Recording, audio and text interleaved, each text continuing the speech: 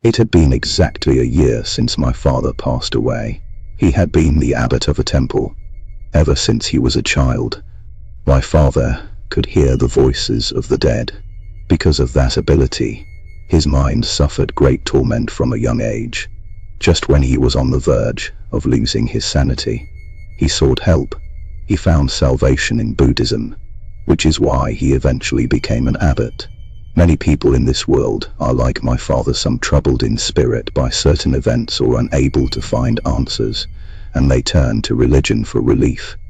At my father's temple, every few weeks people burdened with worries would come seeking counsel. One day, a single woman in her 40s named Ms. Akiyama came to the temple to talk to my father. She said she believed she had been cursed by her own parents. My father asked her, "Why do you think you've been cursed?" Ms. Akiyama explained, "It's because I haven't seen them for a very long time."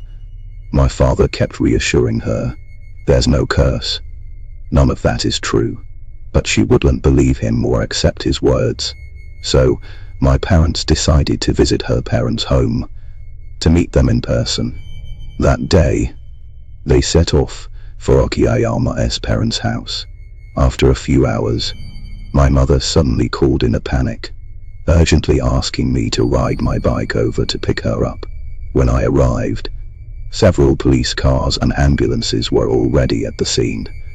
The flashing red and blue lights threw an eerie glow on what looked like a dilapidated, trashy-strewn shack of a house. Then, I saw rescue workers carry out Mr. Yakinoma. As they passed right in front of me, he seemed to emanate a dark, otherworldly presence, something not belonging to this world. My father followed behind them, his face ashen. He said quietly, "I'm sorry, but Mr. Akiyama has passed away." Afterward, my father went with the police to the station. Sometime later, Ms. Akiyama's mother died alone, of loneliness. Everyone at the temple comforted her, because she felt guilty for her mother's isolated death. But after seeing that rundown shack myself, I understood long before Ms.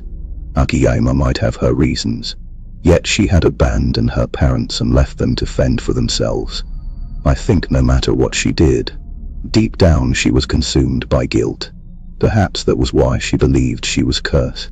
After that, Ms. Akiyama came to the temple every day to join the prayers. From my perspective, she gradually regained her spirit. But as she recovered her energy, she began speaking badly of her deceased mother. At first, the others just silently listened. But slowly, everyone grew tired of her words and started avoiding her altogether. Still, my father kept listening to Ms. Akiyama's fierce accusations, quietly nodding along. Then one day, sometime later, when I came home from school, I saw a police car parked in front of our temple. I rushed inside and asked my mother what was going on. It turned out Ms. Akiyama had lost her mind. The neighbors nearby said they were startled by her frantic shouting, so the police were called. My mother explained everything to me. That day, just like always, Ms. Akiyama kept yelling insults at her late mother and hurled harsh words at my father. After listening to her outburst, my father quietly said something to her. He told Ms. Akiyama, "Actually, your mother was strangled to death, but she doesn't hate you." After hearing those words, Ms. Akiyama completely lost control. She never came back to the temple after that, and I never heard that she turned herself in. Afterwards, I worriedly asked my father, "Was that really okay?" He just nodded and replied, "Don't tell anyone. This is what happened recently. My company mainly handles investigations of auction houses. Just a few days ago, a colleague suddenly resigned, so my boss assigned me the unfinished case. Honestly, our clients are often people with shady backgrounds, so dealing with grim, troubled places is pretty routine. I don't usually get fazed by it." That day, I took the investigation files my former colleague had started and headed out to the house in a rural area. When I arrived, the house was filthy and run minus down cracked walls, warped floors, damp smells everywhere. It was disheartening, but this was work, so I steeled myself and went inside to begin investigating. About an hour later, I glanced out the window and saw a child playing outside, squatting on the ground with his back to me. I originally wanted to go warn the child this was someone else's yard, not a place to just roam and play. But something about that kid made me feel uneasy. He didn't move at all. At first glance, he looked like a doll, frozen in place. But obviously, it couldn't be a squatting doll. To be honest, I felt a little scared. Yet, after thinking it over, judging by how worn meanness down the building was, it seemed abandoned for at least 3 years. Maybe this place had become a playground for local kids. Perhaps the child belonged to the neighborhood. So, I decided to just leave him be. Trying to act casual, I continued to investigate the house for a while longer. Then, I noticed my colleague's notes said the kitchen had some abnormal issues. Most of the notes were just numbers, room dimensions, and the like, so this caught me off guard. Curious, I headed to the kitchen. Aside from some dampness on the floor, nothing seemed particularly strange. But then my eyes caught a mirror positioned deep in the room across from the kitchen. In its reflection, I saw part of a child's body. It was dark, hard to make out clearly, but I was sure it was the same child from the yard. Maybe he had slipped inside quietly. There was no sound at all. The silence felt tense, unnatural. That child unsettled me deeply. I didn't have the courage to approach him. Instead, I decided to check the bathroom next door. Maybe, I realized after the fact, I was just running away. Stepping inside, the bathroom felt just as bad, if not worse. A foul smell, like mold, hung in the damp air, making it hard to breathe. I stood still and scanned the notes again. All the bathroom's measurements had been recorded, which gave me some relief, but I knew I couldn't stay long. What unsettled me more was the handwriting below. It said the bathroom was in terrible condition. Normally, I'd think this was a joke or just scribbles, but this time, the words felt frantic, shaking and trembling as if the hand that wrote them was lost in fear. The letters swayed so wildly they were almost unreadable. I looked at them, my mind a jumble of confusion. What had my colleague experienced here? I lifted my head and surveyed the room. Then an odd feeling crept over me. The bathroom door, I was certain I hadn't closed it. Yet now it was shut tight. On the frosted glass, a shadow appeared. Is that the same child? Before I could think further, the shadow started moving at an incredible speed, jerking and swirling like a wild dance. His head shook from side to side. Arms and legs flailed as if possessed, twisting and turning uncontrollably. What terrified me most, no sound of footsteps, just a shadow darting, writhing wildly against the glass. My legs went weak, my hands trembled, but I couldn't freeze there. Still, I didn't have the courage to open the door. I fixed my gaze on a small window inside the bathroom, a narrow opening that tilted forward when lifted. Could an adult squeeze through that? I wasn't sure. After a moment's hesitation, I thought of the notes again. Maybe they held some clue. Expecting some advice or directions, I scanned the pages, but the handwriting was even more fractured. After much struggling, I spotted one line I could read. No face. A cold sweat broke out on my forehead. What did that mean? I looked up. Through the window's reflection, I saw the child's outline. He was standing right behind me. Panic rose like a tide in my chest. When had he snuck in? Silent as ever. The child emitted no sound. The stillness around him was terrifying. I thought there was no escape. The only way out was to summon every ounce of courage and turn to face him. With a shaky breath, I spun around only to find the room empty. Back at the office later, I finally noticed the notes date 3 years ago. I told my boss what happened, He just said, "That case was closed a long time ago. Strange you're only bringing this up now." As he finished speaking and started to leave, I called after him and pressed for details. He explained it was all a terrible misunderstanding. There was supposed to be a ghost of a child in that house, one whose face had been mangled by an accident. The person in charge at the time had included this in the file submitted to the client, but the client refused to accept any mention of such things and sent the file back. My boss went on to tell me that sometimes objects with ghostly presences do show up. If a spirit is detected, it's usually just casually noted in the remarks section. I asked him, "This case was closed, right? So why would the files suddenly reappear now?" He paused, thinking for a while, then said, "Maybe it's still attached, lingering somehow. I was the lead on that case back then. It was during the summer after my senior year of high school that I went to my cousin's house. She told me something strange. Since spring, my cousin had been having this recurring nightmare. She dreamed of sitting alone in the sandbox at the park she used to go to as a kid. But halfway through playing, she suddenly noticed a woman standing in the shadows far off. The woman had long black hair and was staring right at her. That would scare my cousin awake every time. She didn't understand why she kept having this dream. The only clear memory was playing in the sandbox that was from her childhood. But that woman was part of her memories. Then, one night, the dream changed. She found herself back in elementary school on Parents' Day.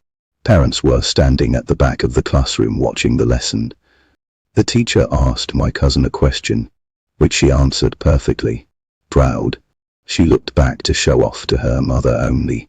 The place where her mother should have been standing was occupied by that same eerie woman from the park. My cousin woke up screaming in fright. In the days that followed, she dreamed again of an event from her upper elementary school sports day. She was waiting at the baton exchange in a relay race, ready to receive the pass. When she looked back, it wasn't her teammate running toward her, it was that woman, wildly flailing her arms and legs at a frightening speed. Startled, my cousin woke up in terror. The next night, just before sleep, she had a bad feeling, wondering if that terrifying woman would show up again. And she did. This time, the dream was set during her early middle school years. That woman appeared once more and my cousin's nightmare continued to haunt her. The dreams persisted over time, shifting through memories from middle school, then high school, then university. Yet in every dream, that black minus-haired woman always had her mouth wide open, baring those odd sharp teeth in a ghastly smile. Each time my cousin awoke, cold sweat covered her trembling body, but gradually, she realized something every time she slept. The dream menace self was growing up, and that woman never failed to appear, sometimes at the top of a staircase, looking down, other times on the platform across the train station. My cousin also noticed another pattern. The woman kept getting closer. At first, her face was blurry and distant in the dreams. Later on, my cousin could see the terrifying look in her eyes clearly, and even the saliva dripping from her mouth. Out of fear, my cousin started drinking copious amounts of coffee and staying up late to reduce sleep time and avoid dreaming. But soon, she reached her limit. She began dozing off during the day. Even those brief moments of nodding off brought dreams, nightmares of that woman. At this point, my cousin yawned and said, "I really don't dare close my eyes anymore." She thought the woman was chasing her memories, chasing her very soul. I asked, "You can't have gone days without sleep, can you?" She said, "Already 5 days." In barely hanging on, her eyelids started to droop, her head lowering drowsily. Her dark hair slipped down, covering her face. She said nothing more. I was so engrossed in her story that I pressed on. "The last time you dreamed of that woman, how far back in your memories had she caught up?" Just then, my cousin slowly lifted her head. opened her eyes with a strange, unsettling look. She told me, "She's caught up to real life." With those words, she gave a victorious smile. And as she smiled, I saw in her. I noticed her teeth, one pair stood out sharply, like tiger fangs. I looked at her and wondered, when did my cousin get those tiger teeth? A few days ago, when I was at a cafe with a friend. She showed me a video. The footage was taken from her second highest floor window.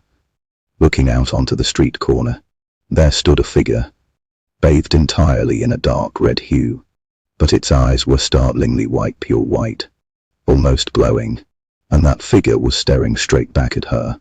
My friend was anxious, desperately asking me what to do, but I didn't know. I had no idea how to help. I could only suggest she find some kind of spiritual expert or try the For Wonders exorcism. Honestly, I've never been the type to be afraid of supernatural things, but after what I'd gone through recently, the video chilled me to the bone. I didn't dare watch it again because I had a rough idea of what was really going on. A few days earlier, after finishing work, I left early and headed home. It was only about 4 in the afternoon. The weather was so pleasant that I wanted to take a ride by the riverbank to enjoy the breeze. I hopped on my bike and headed a bit further out, cycling along the embankment, taking in the view. I watched some boys playing baseball nearby, and sighed. Youth really is a wonderful thing. Growing up, on the other hand, feels pretty lousy. I kept riding along the river path as the sky darkened slowly. Finally, I thought it was time to head back to rest. So I left the embankment and took the road next to it. That stretch had few houses, just wild, overgrown fields, lots of weeds everywhere. The street tilted worse past too. After riding for a while, suddenly, I heard a bicycle bell ringing continuously behind me. I glanced back and saw a bike closing in fast. I slowed down and moved to the side. As the rider passed me, I caught a glimpse. It was a young woman, long flowing hair, beautiful face, wearing a dark red dress. She rode past, but the wind she brought along carried a strange stench. I felt nauseous. It was a sharp, bloody smell that made my stomach churn. I watched her disappear into the dark ahead. Still distracted, I continued cycling home. Suddenly, another rider came toward me from the opposite direction. She brushed past me, and I noticed that same dark red dress. Was it the same woman? I stopped and quickly looked back, but there was no one there. Just as I was trying to make sense of it, I spotted something or someone in the shadows cast by an electric pole near a shrine. A dark red figure stood there. I knew then that things were dangerous. Panicking, what part of yourself? I pedaled away fast, glancing over my shoulder with every passing second. Behind me, I could see a shadow moving at an impossible speed, 1 second behind a pole, the next behind a vending machine, then suddenly behind a phone booth. It moved like it was teleporting, chasing me relentlessly. Cold sweat ran down my face. This wasn't human. I pulled out my phone while speeding on my bike. When she answered, I hurriedly said, "Sorry to call out of the blue, but are you free? Can I come over?" She said, "Sure." I told her I was on my way and hung up. I didn't dare look back again, just pedaled non-stop until I finally reached her place. She saw my breathless, tense face and asked what happened. I just brushed it off, saying I was bored after work and came to hang out. She didn't question it, just thought I was acting strange. Later, from her second-floor window looking out onto the street, I saw the flickering street lamp below. Beneath that uneven light was that dark red figure again. I won't go into what happened after. That's a story for another time. Suffice to say, I made it home safely. Back at the cafe, my friend was jittery, telling me she really needed to find someone to cleanse the place. I told her, "That's your best bet, get someone to help you fast." She said if she could, "Can you come with me? Please, I beg you. No matter where I go, I keep seeing the person from that video. I'm really scared. So scared I haven't even been able to take a shower because sometimes that shadow even appears inside the bathtub. Hearing this, I immediately refused my friend. She asked, "Why? We're friends, right? You're the only one who can come with me and help me get rid of that woman. Please." I told her, "Sorry, I really can't today. I have to go home."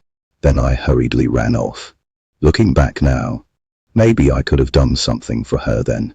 But the truth is I just couldn't. Because that thing, that presence, was clinging tightly to my friend and refusing to let go. I feel really sorry for her because it was me who brought that kind of thing to her.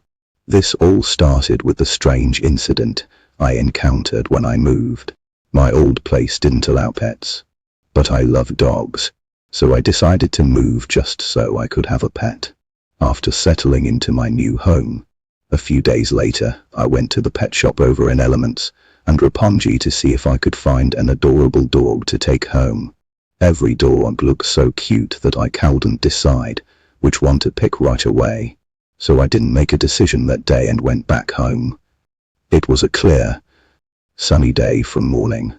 But on the way back, a sudden downpour soaked me through. As I reached the entrance of my apartment, I heard a dog's barking, though I couldn't tell exactly where it was coming from. The sound was so lonely and soft, like a little pup crying out. But since it heard lots of dogs barking at the pet shop earlier, I figured maybe it just imagined the sound or mixed it up. So I went inside, but once I opened my window, I heard it again. The dog barks, distant but close, coming from somewhere outside. My room was on the first floor, facing an empty lot behind the building. It really felt like the sound was coming from there. Curious, I grabbed an umbrella and went to check it out. And there I found a wet Shibinu, drenched from the rain. Had it gotten lost? I got closer, and it didn't seem afraid at all.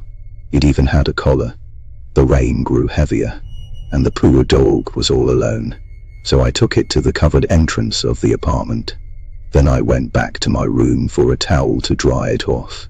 It looked happy and comfortable, which made me smile. I thought to myself, Shibinu, not a bad choice after all. While petting it, I wondered its owner was already looking for it. How could this be settled quickly? Then, just as I was thinking, a neighbor from the second floor came home. He said, "Isn't this Mr. Wyatteng Shibinu?" Wyatteng was my next door neighbor. When I moved here, I tried visiting him a few times, but he was never home, so we never even introduced ourselves properly. Together, the neighbor and I went to Wyatteng's door and rang the bell. No answer. Then the dog suddenly jumped and pawed at the door. The neighbor said, "See, it really wants to get inside. Looks like it wants to go home." Knowing the dog belonged to Wyatteng finally put me at ease. The hard part was dealing with the fact that Wyatteng was nowhere to be found. I asked the neighbor what kind of person Wyatteng was. He told me Wyatteng had moved into this apartment about a year ago. He was a man in his 30s, easygoing, cheerful, but something had happened. Suddenly, Wyatteng became withdrawn and melancholic. Sometimes, even when people greeted him, he wouldn't respond at all. Hearing this, I became concerned about Wyatteng's change, so I asked what had happened. The neighbor hesitated but said it was about a woman. Apparently, the woman Wyatteng had been dating had committed suicide. After hearing this, I didn't press for details. Anyway, no one was responding in that room now. The dog looked lonely, waiting. If it had escaped during a walk, Wyatteng might be out in the rain searching for it. Even if Wyatteng was inside his room, he might not be. I wanted to talk to someone but pretended I was home. He should have been worried about the missing dog, right? So I waited there a while, but since Mr. Wyatteng never showed up, I decided to take the dog home. I wrote a note explaining the situation and stuck it on his door. Under the circumstances, that seemed like the best choice. I brought the dog into my room and hung the drenched coat on the clothes hanger. Then I opened the window to get a clear view of the empty lot behind the house to see if anyone was out in the rain looking for the dog. But the dog was happily wagging its tail, jumping around inside the room. Watching him closely, it looked like he wanted to jump up onto the coat hanging on the rack. His movements were so frantic I wondered if my coat had some kind of scent on it. Yet the dog kept switching his gaze back and forth between the coat and me. He kept trying to leap onto the coat. It was strange. After a while, he started wildly barking at the coat on the hanger. Sometimes he'd run over to me, but just as quickly, he returned under the coat rack and kept trying to jump up. Then, out of nowhere, I heard a man's voice whispering. I jumped in surprise. The dog suddenly went quiet. Was that voice coming from outside the window? Could it be Mr. Wyatt Eng? I turned toward the backyard but didn't see a soul. Then, the same thing happened again. This time, it was a woman's voice, and it was clearly coming from inside my room. A bad feeling blossomed in my chest. Both voices sounded like they were calling to the dog, but the dog's eyes were still fixed on my coat. I couldn't help but look at the coat hanging there myself. It felt weird. How to explain it? The coat looked like it was hanging over something or someone. Suddenly, I wondered if someone looked into my room from the empty lot in the backyard. What would they see? So I climbed down from the balcony and stepped out into the rain-soaked yard. Standing there, I gazed back at my room, and I glanced toward Mr. Wyatt Eng's room. Next door, his window was partly shaded by tree branches, but through a gap in the curtain, I clearly saw him hanging in his room.